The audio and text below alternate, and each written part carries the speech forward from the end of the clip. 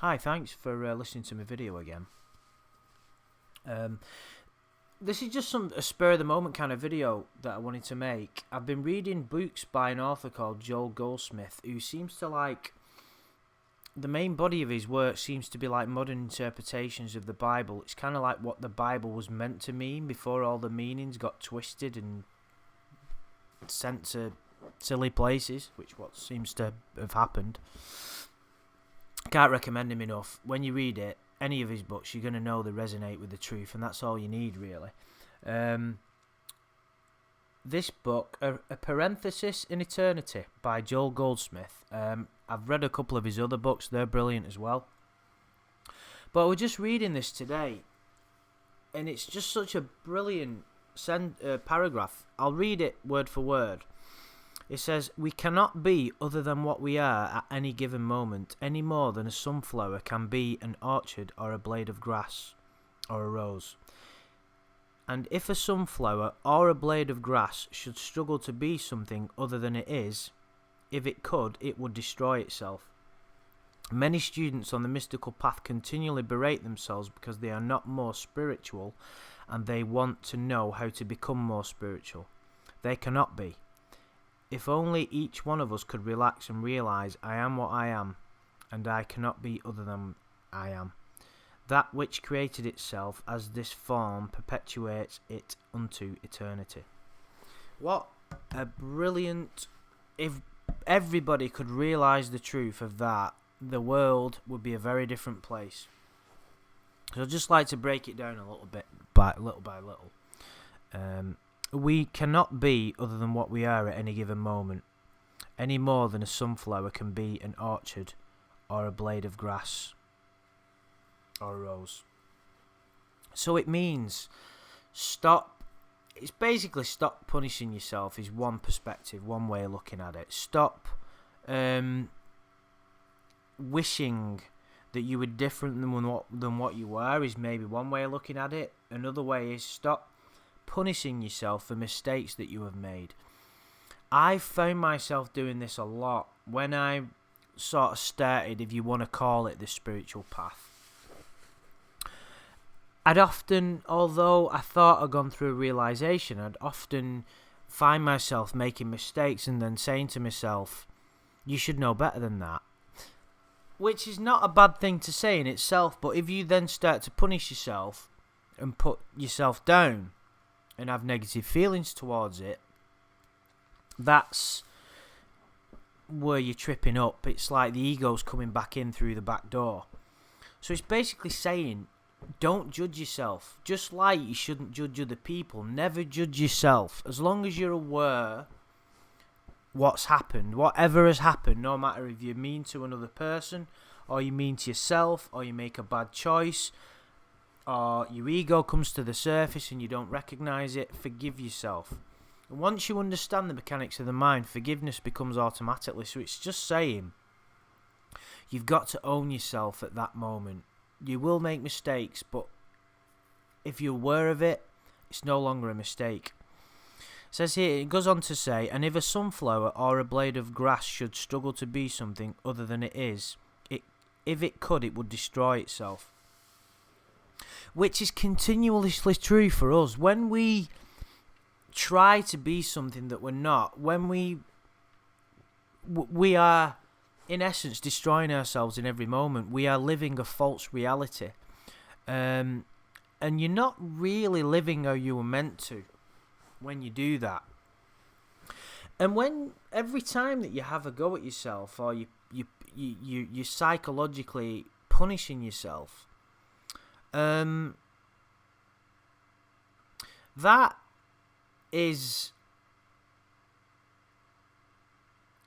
you are destroying yourself every time. You are not giving yourself the opportunity for growth and peace. Peace can only arise through acceptance. Acceptance for who you are, acceptance for what you did, and acceptance for the present moment. And if you're consistently trying to be something that you're not, then that will continuously, you'll continuously suffer. And it goes on to say, many students on the mystical path continually berate themselves because they are not more spiritual, and they want to know how to become more spiritual. This is in my view, this is the biggest issue and the biggest sort of stumbling block that people that are found or on the spiritual path, if you will, have. You want to become enlightened. That seeking to become enlightened is what stops you from becoming enlightened. It's a bizarre paradox. You can't. It's very important that you try and grasp that. When you meditate, some people try to become more than what they are. They use it as a tool to become more. That will be your downfall. You need to. Meditation is basically trying to still the mind.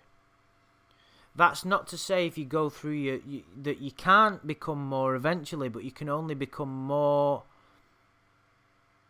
You can't become more in the only way that matters. The only way that matters is your level, your consciousness. You cannot become more in this moment, and this moment is the only thing that exists. You can become more externally. Of course, you can learn new skills, whatever. You can do this, you can do that. That's great. But you can't become enlightened. You may become enlightened in the present moment if you live in the present moment. Enlightenment happens when you realise you're already enlightened. And that can only come from a deep place. So when you berate yourself that you're not spiritual, that's where more dysfunction happens. It says, they cannot be. If only each one of us could relax and realise, I am what I am, and I cannot be other than what I am. That which created itself as this form perpetuates it unto eternity. I mean, fantastic, isn't it? It just means that we're all here for a reason. We all have a purpose. Accept who you are. Accept your level of consciousness. It's like what Jesus said on the cross. Forgive them, for they know not what they do. Someone wrongs you, you realise no one can act beyond what their level of consciousness is. It's brilliant. It's very, very difficult to sort of remember as you go through your day-to-day life. But always try and forgive yourself for everything. But yeah, this was just a quick video. I hope you find it useful, and like I said, if anybody is after any new books to read, anything by Joel Goldsmith, I recommend that you read The Infinite Way first. You should be able to get that pretty cheap on Kindle. I've got the Kindle version and the hard copy. Sometimes I buy books on Kindle, and if I like them, if they connect with me, I buy the hard copy as well, because I like having physical books. But I think Kindles are quite useful, a good way of accessing literature. Yeah, so I'm going to leave it there. It was just a quick video. Guys, please leave any comments that you want to, if you think there's anything interesting that you've heard. Please, if you can, like my video or share it if you can. I'm just trying to do my best to make this channel grow. And I really do thank you for listening, and I'll speak to you soon.